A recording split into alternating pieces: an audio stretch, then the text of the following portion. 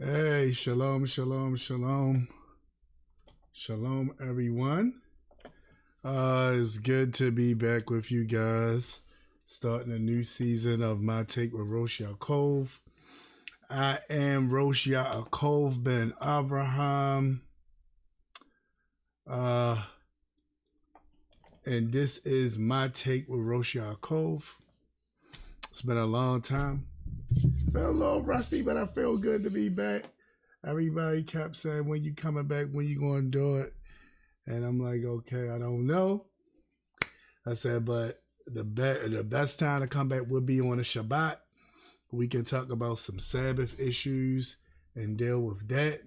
So I am back on the air and I'm live. I came back the week before last, actually did a recorded show. It's thing that we do with this Hebraic community called First Philadelphia.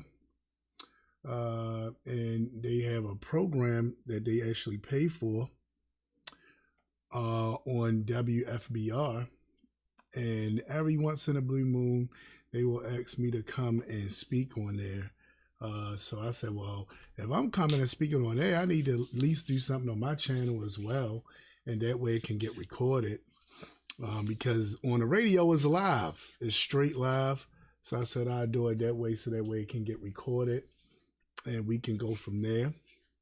But I thank you guys for everything, for just for continuing to watch the videos. I got some new content that I have in the works that will be coming out soon. But for tonight, y'all know how Friday nights go. Friday night is all about the Torah. So it's not about selling nothing. It's not about trying to promote anything. The only thing we want to promote on Shabbat is the Torah. And we're going to get into it. And as y'all see, this Torah portion is called Toldot.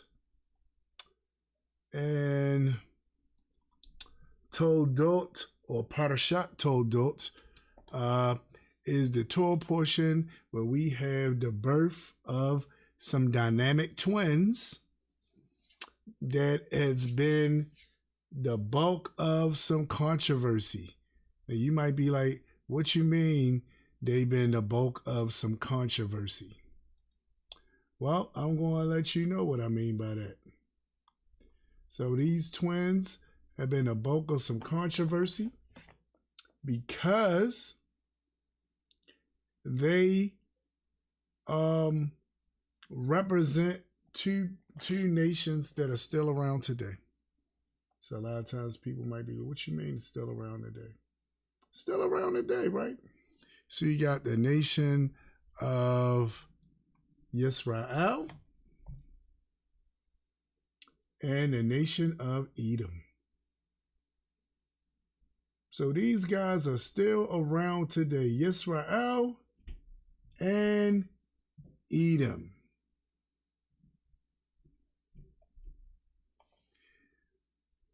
Now, a lot of people teach, especially in the yeshiva, they try to say that Edom is no more.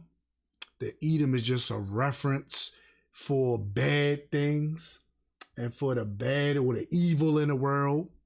They say that Edom represents the evil in the world. And I always say, well, if Yisrael is still around, then Edom has to still be around too. We can't say Yisrael is still around, but Edom has disappeared. Edom is some kind of way gone. It's no longer a Edom. You know what that reminds me of? I don't know if you guys ever seen a movie, but it was a movie called The Usual Suspect. One of my favorite movies. And in the movie The Usual Suspect, Kevin Spacey says this great line. He says, one of the greatest tricks that the devil ever did was to get the world to believe that he don't exist. Think about that. One of the greatest tricks the devil ever did was to get the world to believe that he don't exist. When I heard that, I said, wow, you know what? That's deep. And that's what rung back into my mind when I ran into these critics within my Ashkenazic circles that said, Edom is no more. Edom is gone. You ain't got to worry about Edom no more. And I'm like, wait a minute. Where you get that from? What you mean you don't got to worry about Edom no more? Are you serious right now? So, I'm like, no, we can't say you ain't got to worry about Edom no more. We can't do that. We not going to do that. Edom is still here. We not going to pretend like Edom magically disappeared or something. Edom is still here, and we're going to deal with that. So we might delve into that a little bit. I don't want to keep you guys too long. So we want to delve into that a little bit and try to go from there. All right. So first thing first, we're going to get into the text.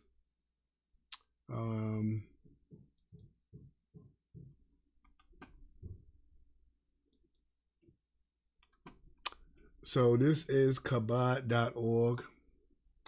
And in kabad.org, they give a nice summary. I'll let y'all see the different sites I use. I use a lot of sites. This is one of the sites that I use a lot.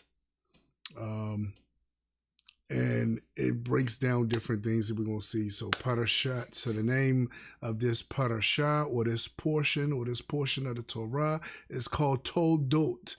Toldot means generations, and is found in Bereshit or Genesis 25:19, and it says, and Yitzhak and Rivka endured 20 childless years until their prayers are answered, and Rivka conceives.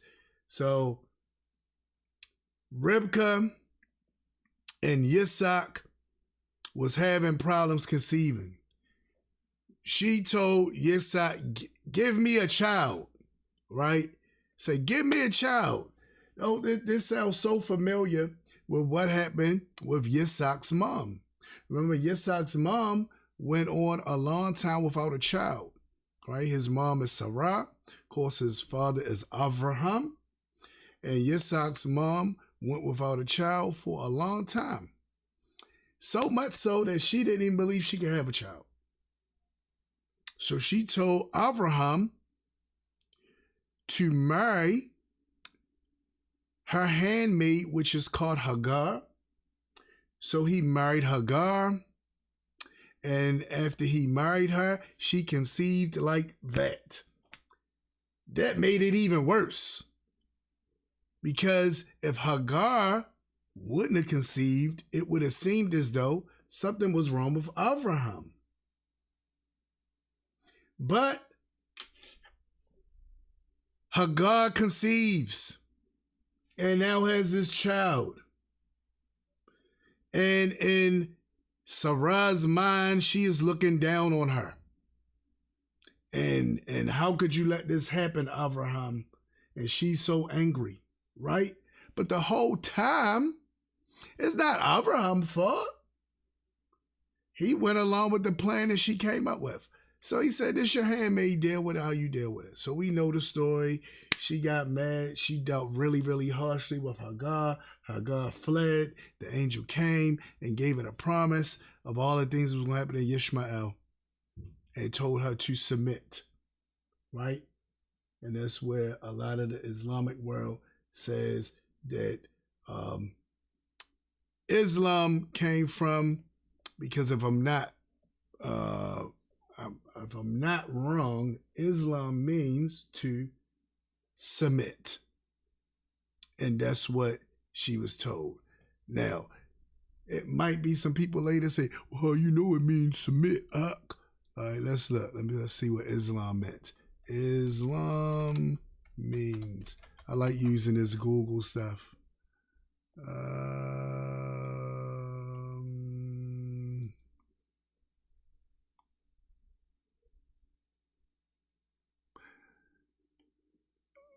It's a noun, but it's also here you go right here. They try to tell me about the noun. I'm like, wait a minute, I know it's more than just a noun. It says word history and origins, right? Origin of Islam. First recorded in 1610 to 20 from the Ottoman Turkish.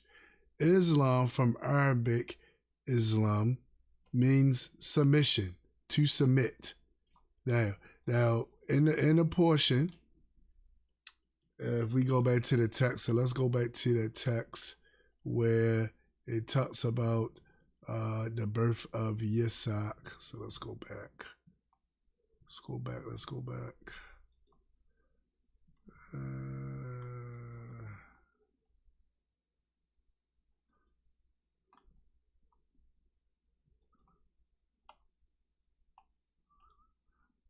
I believe it is,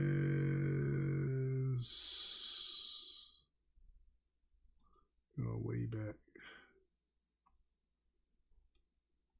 Yeah, it's 18, chapter 18. So we go to chapter 18, so Bereshit, chapter 18.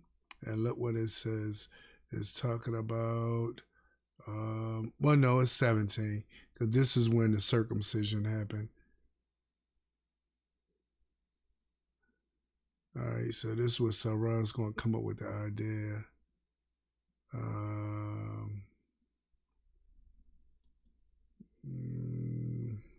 Here we go. So Bereshit, chapter 16, this one Sarah is going to come up with the idea. Look what it says, verse 1. Now Sarah, Avram's wife, had borne him no children. And she had an Egyptian maidservant whose name was Hagar. So Sarai said to Avram, or Sarah said to Abraham, see now, Yahweh has restrained me from bearing children. Please go into my handmaid. Perhaps I shall obtain children by her. Abraham heeded the voice of Sarah. Now, we see this later on. We're going to see this where Yitzhak is going to do the same thing. Ya'acob is going to do the same thing. Excuse me. Yaakov loves Rachel. Rachel is going to be barren. So Rachel is going to do this. So this is apparently a custom of what wives would do when they couldn't have children. They had handmaids, and the handmaids was basically married off to the husband as well. We'll get to that later when we talk about people selling their daughters into slavery. They didn't sell their daughters into slavery per se. They married them off. And sometimes they would be a handmaid, but they also could eventually be a wife. So this seemed to be a custom that they had during that time, because we see Sarah's going to do it, and later on we're going to see Rachel is going to do the same thing. And Rachel did not know Sarah, or she may have known of Sarah, but remember, when Rachel was born, Sarah had passed. So she may have known of Sarah, but Sarah had passed by the time Rachel was born. But anyway, so we see them all do the same process. But look at what he said. I want to show you the thing about submitting.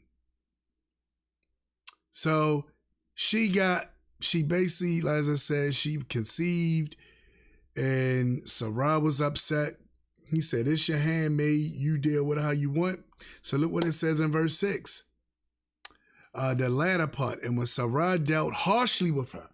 So she said, oh, I'm going to deal with her what? I'm going to deal with her. So she dealt harshly with her. And she fled from her presence. So she dealt harshly with her, she fled from her presence. Now Malach Yahweh, or the angel of Yahweh, found her by a spring of water in the wilderness, by the spring on the way to Shur. And he said, Hagar, Sarah's maid, where have you come from and where are you going? Now, we know the angel already know where she came from. He already know all this. A lot of times this happens because you want to start conversation. You want to be able to engage. The naysayers take this and say, oh, the Almighty evidently didn't know, because why would you ask? If you Almighty and you're supposed to know everything, then you should have already knew. Did already know. How do we know the Almighty already know and the Malach already know? The same thing happened with with Cain, right? What happened with Cain? Cain killed Abel, his brother. The blood had already cried out to the Almighty. The Almighty already knew. But what did he do? He wanted to have a conversation with him about what he did so he could set him back on the right track. So the first thing he did was say, Cain, where's your brother?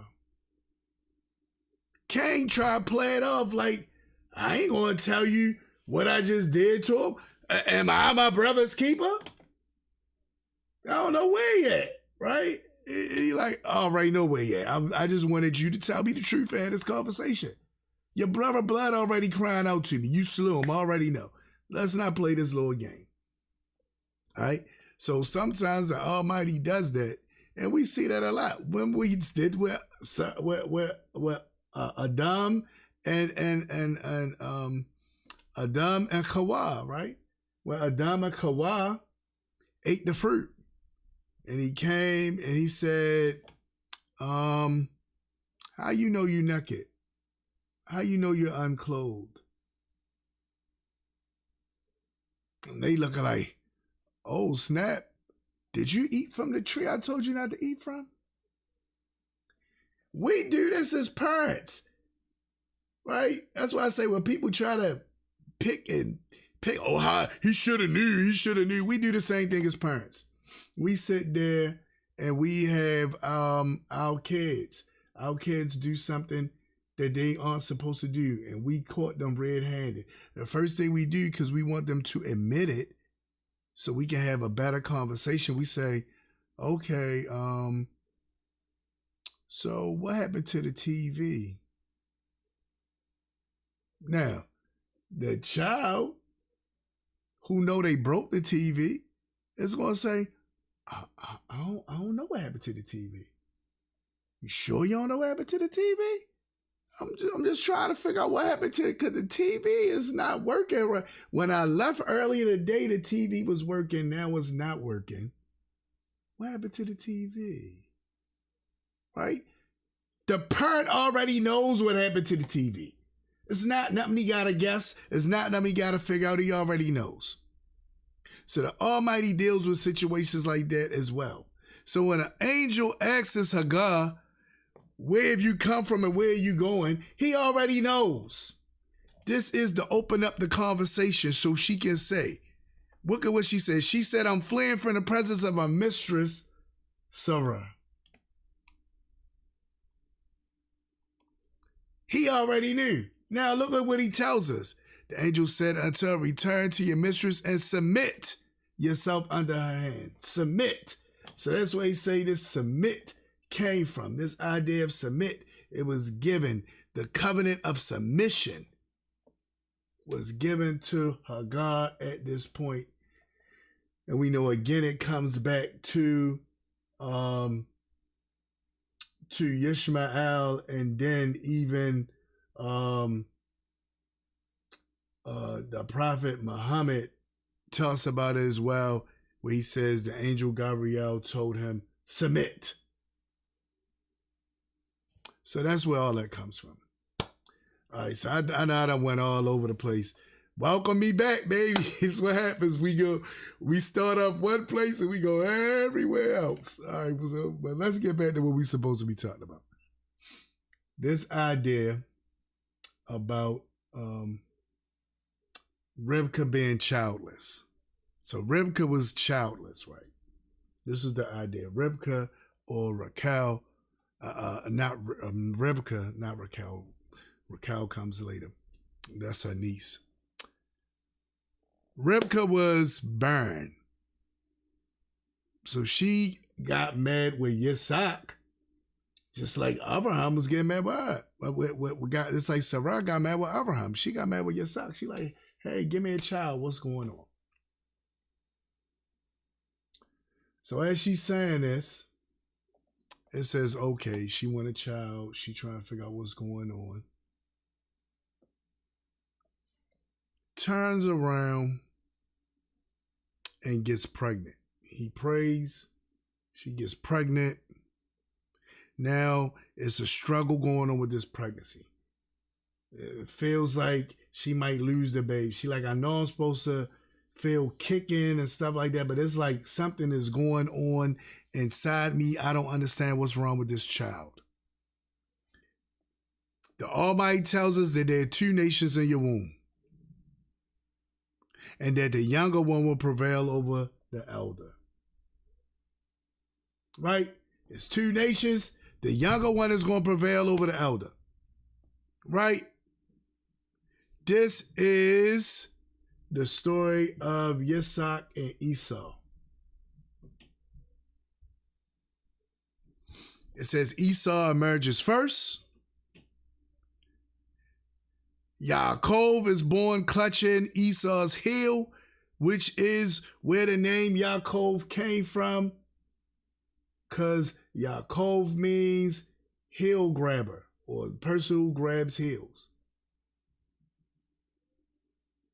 It also has another meaning or twisted meaning that Esau brings up, which is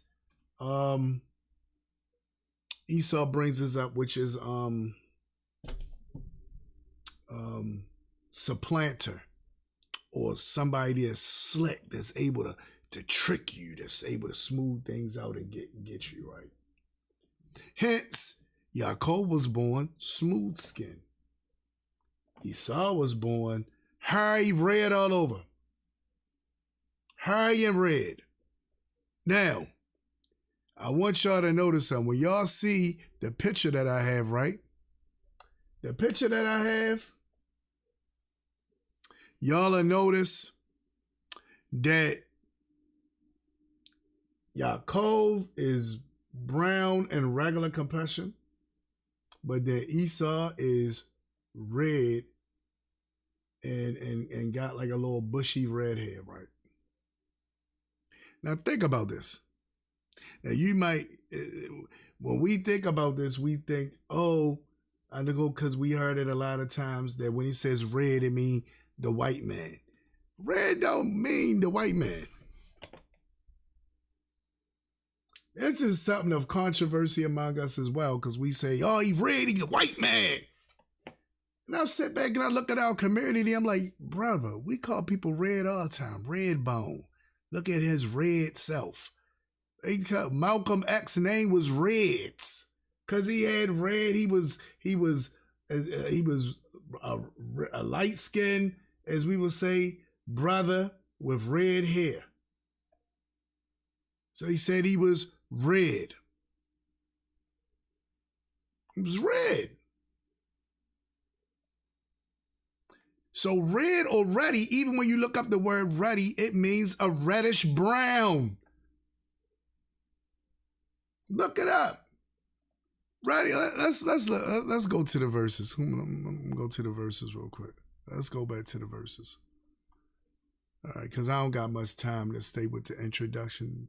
Let's go back to the verses. Let me see. I'm gonna go to 25. 19. I want y'all to see something. We want us to look at it in the Hebrew.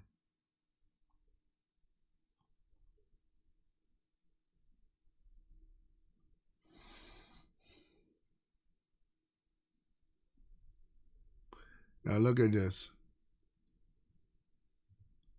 We're going to look at it in an interlinear so y'all can see the Hebrew writings on it. So I want y'all to see the Hebrew writings. Watch this. And I'm sorry if some people are talking. You know, I'm just getting back into it, so I don't got my chat screen up to be able to see what you guys are saying. But as time go on, I'm gonna figure out how to bring all that stuff back up so I can see what y'all are saying. But shalom to everyone who may have jumped on here and said shalom.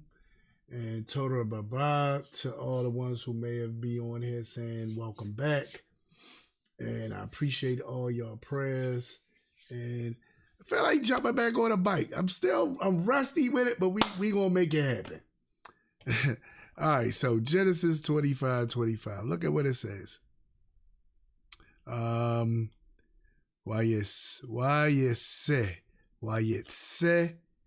and he came out. Harashon, the first one. Admoni. Admoni means ruddy, right? Or red. Now let's look at this ruddy or this redness and see what it means. So,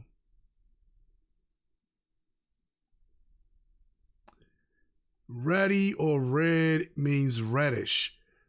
Reddish hair of the complexion. Reddish. Now it's not red. It is like a dark brown, a reddish brown. So I'm trying to, let me see if I can. That's the lexicon. Let me see the Strongs. How the Strongs say it. Reddish, ruddy, Adam.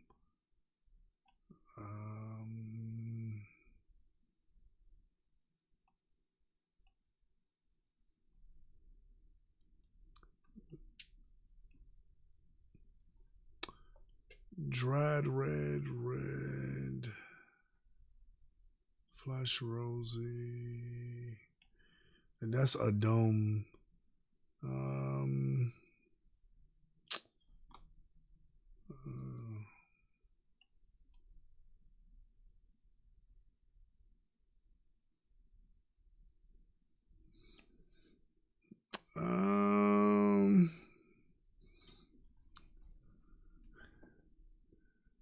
Let's look at ruddy. What's ruddy?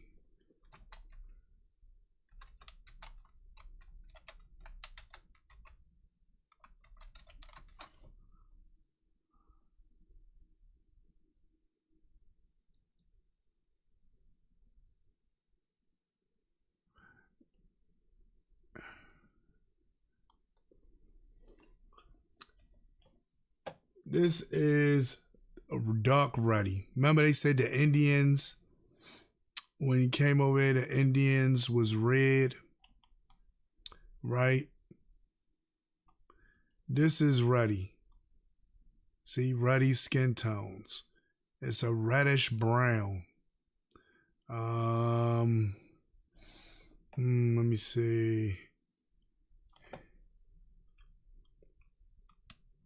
Remember that thing that they use for the Redskins?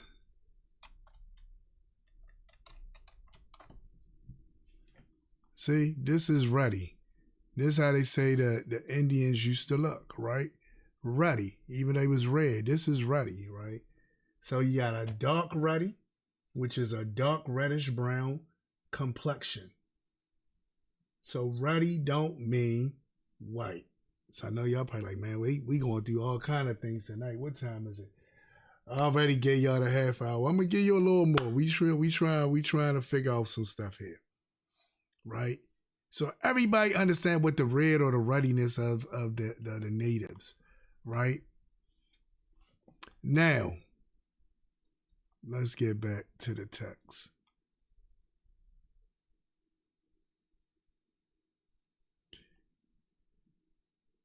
Two nations are in your womb, two separate people shall issue from your body. One people shall be mightier than the other, and the older shall serve the younger. When her time to give birth was at hand, there were twins in her womb. Let's see. So let's see what the let's see if we can see what the sages are going to say about this. Go to the commentary. Well, we're going to deal with Rashi. So let's see what Rashi has to say about this.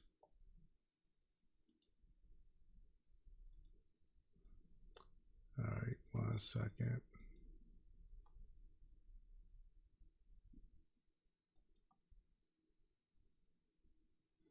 All right, so he says,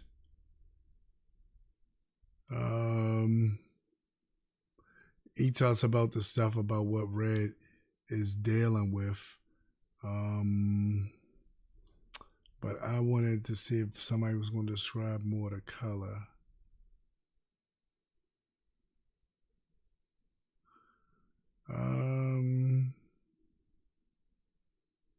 So as we see, they not really going that deep into the color like we would want them to. Only reason why we really go deep into color, unfortunately, is because of the things that we went through. The things that we went through here in this country have us going deep into color. But when we think about it, it's more plausible when it's talking about a red that is the term that we use, which is red bone. It's more plausible to look at it that way. I know a lot of people might don't want to look at it that way, but it's more plausible to look at it that way because we got this thing called the Sarat, which is an illness that fits directly in line. The symptoms of that illness fits directly in line with somebody with white or pale skin, with blue eyes, and with thin yellow hair. It's described, even though the eyes aren't described, but we know when you deal with melanin and the less melanin, your eyes get lighter because you can't see as good, right? So in dealing with that, the Torah explicitly says the thing about skin turning white. It explicitly says that in the Torah. The Torah also explicitly says that the hair turns thin and yellow.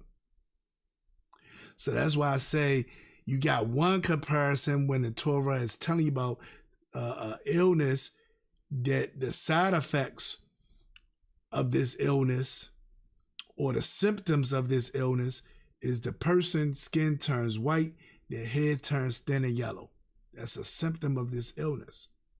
Then we find out later that this guy named Gehazi was born, was this illness was passed on him because of what he did to Elisha, Hanavi. And then in turn, when that happened with him, he in turn, when the illness was placed on him, it said not only on you, but on your ancestors forever. Right? So let's look at that. Let's look at that, because I know y'all might be like, what are you talking about, Ak? Let's look at that. Let's go to this about Gehazi. So we're gonna go to Gehazi.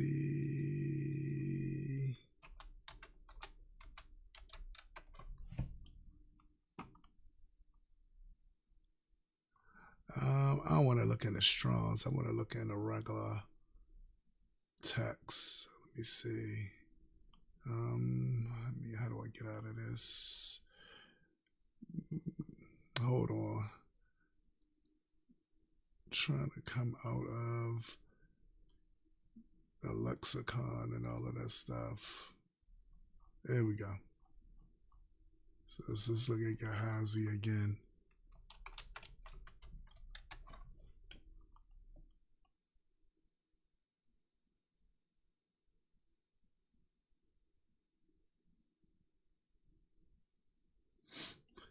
So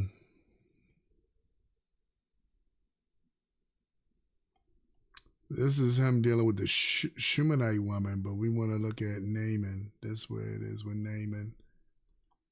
So let's go to, I just want y'all to see this, because I don't like to say stuff and then people might be, because I can't see what's happening on the chat right now, and people might be in the chat like, that ain't true. He don't know what he talking about. So I always like to show y'all what I'm talking about. So let's go. Let's look at this real quick. So I'm going to tell you the story what happened. So Naaman had Tasara'at. Tasara'at is an illness that's been erroneously translated as leprosy, but it don't mean leprosy. When you look up the illness of leprosy, it talks about people's limbs being deformed and falling off. And if you look at the scripture where it talks about Tasara'at, or what they call leprosy, it says nothing about that. Nothing, right? But it does go into specific things that happens. And it looks a lot like what we call vitiligo or vitiglio, which was the illness that Michael Jackson had. So let's go. Gehazi was there when Elisha cured or told Naaman what to do to be cured. He said, go to the Jordan River, dip yourself in it 7 times. Naaman was upset. Isn't rivers better here? Why I gotta go to that dirty river over there and do that? And he was like, this is what the prophet said you gotta do. He said, come on, just do it. He did it. And after the 7th time he came up, he was clean. The leprosy was gone. So he wanted to give Elisha a lot of wealth and all this stuff because he was so happy that this happened. Elisha said, I don't need nothing. I'm good. Gehazi was greedy. So look at what Gehazi said. Look at verse 20. So this is 2 Kings chapter 5, verse 20. I know we went everywhere but the Torah portion, but sometimes this was going to happen on Torah Portion Friday. We just going to float around. Look at what happens. It says, but Gehazi, the servant of Elisha, the man of Elohim, said, look, my master has spared Naaman, the Syrian, while not receiving from his hands what he brought. But as Yahweh lives, right? He's vowing on the Almighty to commit fraud because Elisha said, I don't want it. But he says, as Yahweh lives, I will run after him and take something from him. So he letting this guy get away, this foreigner who came here and got this blessing. You should have got something from this foreigner, but no. Now, the Almighty probably had him doing this because he was going to show this foreigner how good the Elohim of the Almighty is, and that he doesn't do things so he can get wealth. He doesn't do things so he can get paid for it. The Almighty does these blessings because he wants to, because he's beneficent, because he's benevolent, right? So he's trying to show this foreigner that your wicked foreign ways is not how the Almighty is. The Almighty's not on your wicked foreign ways. I don't want your money. You came to me, the Almighty told you, come to, I gave you this blessing, just go. But Gehazi was like, no, I'm not letting it go. This guy running off with the money. I'm going to get something from this foreigner. So he runs behind him. Look at verse 21. So Gehazi pursued Naaman. So he's running behind Naaman. When Naaman saw him, or Naaman saw him, running after him, he got down from the chariot to meet him and said, "Is all well?" Because he tried to figure out, why this guy running behind me? Did I do something wrong? Did I offend y'all? What happened? So what he says, he said, "All is well. My master sent me." He lied. Elisha did not send him nowhere. Elisha told him, "I don't want it. You good.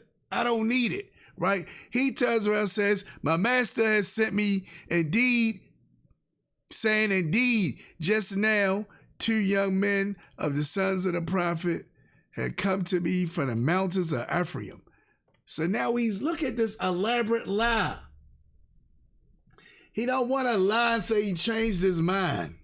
So he says it's some people from the mountains of Ephraim that's in need. So can you please give a talent of silver to and the changes of garments so he can give to these people? But nobody wasn't in need. Gehazi wanted the money for himself. So look at what Gehazi does, right? This is crazy. So Naaman said, please take 2 talents. Like, hey, I want to do whatever I could do to help. And he urged him. And he bound 2 talents of silver in 2 bags.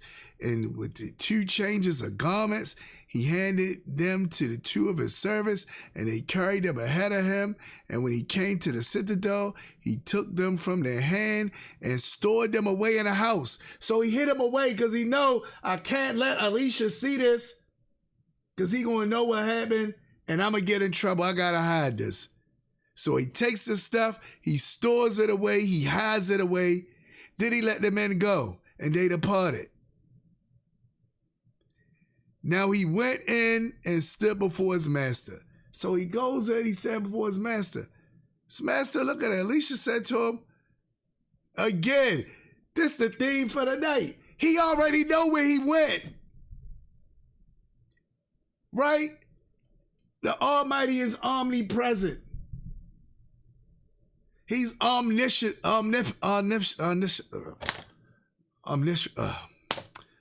forgive me, I can't pronounce the word. You know what I mean, omnificent. I know I messed it all up. Y'all know what I mean. He knows everything. So when he says, where did you go, Gehazi? He already know where he went. He's not asking him it as if, dang, I don't know where you went. Where you was at, man? He's asking it as if, let's have a conversation because you did something wrong. We're going to see this a lot in the scripture. Let's have a conversation. What's going on? Where you go? He knows where he went. Just like with Cain, where he says, where's your brother Avel or Abel, right? Just like with Hagar, where he says, Hagar, where you coming from and where you going? He already know. It's not, he don't know, oh, I thought he was omniscient. I thought he was omnipresent. I thought he knew everything. He already knows. So look what he says. He tried to lie. He said, your servant did not go anywhere. Dude, you was gone. I'm saying, your servant didn't go anywhere, master. I didn't go nowhere. I was here the whole time. Then he said to him, did not my heart go with you when a man turned back from his chariot to meet you? Already know. My heart was right there with you. Already know. You lying. What happened to the TV? Remember the story I told you about the parent? What happened to the TV, Lord Bobby? Lord Bobby, what happened to the TV? I don't know. It just stopped working. I know you broke it. I just want you to tell me the truth. I just want you to tell me. See, Hagar didn't say, didn't lie. Cain lied. Am I my brother's keeper? I don't know where yet. Right? Gehazi lied. I was right here the whole time. Hagar told the truth. I'm running from Sarah. because she treated me bad. Look at what it says. He says, did not my heart go with you when a man turned back from his chariot to meet you? Is it time to receive money and to receive clothing? Olive groves and vineyards and sheep and oxen, male and female servants. This sounds like something we might tell the modern day minister. Is it time for you to get paid to speak the word? Is it time for you to have plush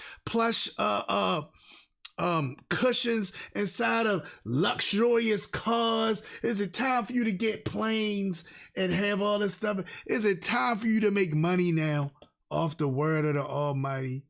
Is that what we doing now? Are we doing this for the money? Is it time to do this? Is it time?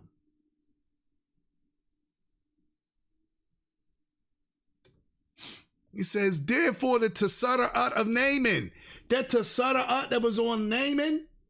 Now, what Tasara'at was on Naaman? Naaman was able to be around people with his Tasara'at. Because it says in the text, when it covers your whole body from head to toe, when you're white all over, and if your hair is thin and yellow, right? He was able to be around people. It was only when it was the scabs or the sores was in it that you had to separate yourself. But now, of course, people didn't know if you had a scab or not. So they would treat you bad and make you separate yourself anyway. But look at what happens. He says, therefore the Tasara'at of Naaman shall cling to you and your descendants forever.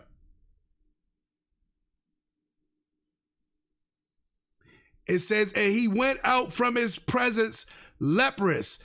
What? White as snow. I'm not making this up. That's why I said, let me go to the verse in the text, because I know somebody might be right now saying crazy stuff to me in the chat. I can't pull a chat up for some reason tonight, but I'm going to figure out how to get it up. But somebody right now probably saying crazy stuff to me in the chat, saying he don't know what he talked about, and this ain't this, and that ain't that. And the whole time, I'm showing it to you right here in the text.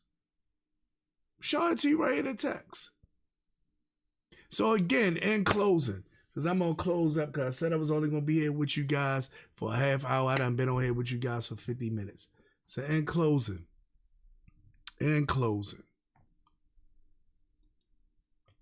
this is more plausible, right?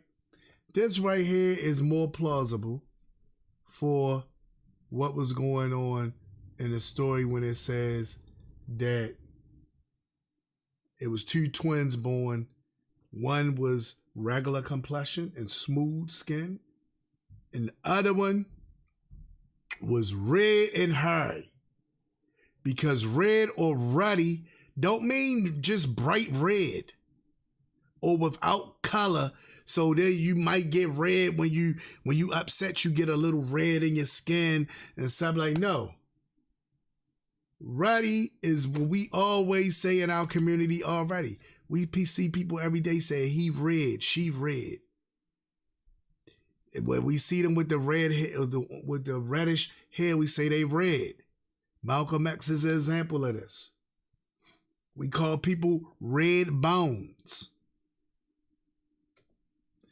So this is more plausible what it's talking about. Because when it's talking about being white, that's what it brings us to Gehazi and to the illness or the symptoms of the illness called Tasara'at, which they translate erroneously as leprosy. So I'm going to close out with that, people. I want to play our artist of the week. This is a song I left off the last time on the show playing this song. So I said it's fitting to start back up this year with this song, or this season with this song. So we're going to have this song right here. It's from this beautiful, beautiful group, the Messianic Jewish Alliance of Israel. The Messianic Jewish Alliance of Israel. And this song is called Marim Oti. Marim OT. All right. And we're going to get into that now.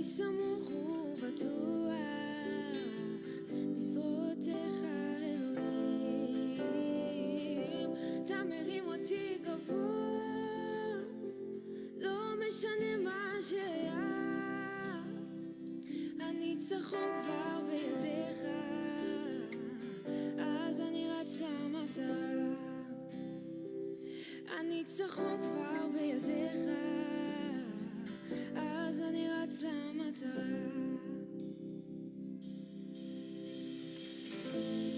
רק בך אמצא תקווה,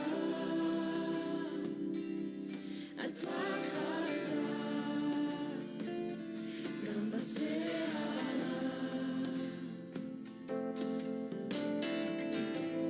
כשהכל בוער סביבי, אפתח בך, אתה מרים אותי, אתה מרים אותי גבוה מעל כל הקשיים. אני סמוך ובטוח בזרועותיך